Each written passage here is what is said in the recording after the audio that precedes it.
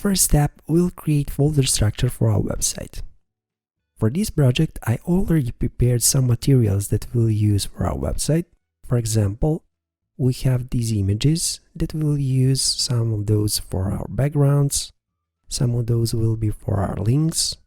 Also, we have our logo, etc. Also, I have prepared some CSS styles that we'll use to customize the appearance of our HTML elements. And I create already text that we'll use inside of our website, just to save some time with typing.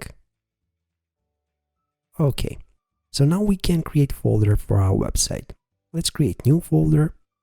Let's call it website. And inside of this folder, let's create few subfolders. First one will be pages folder, where we're gonna place all pages for our website. Next one will be images, where we're gonna place our images. And also we'll create styles, where we're gonna place our CSS styles.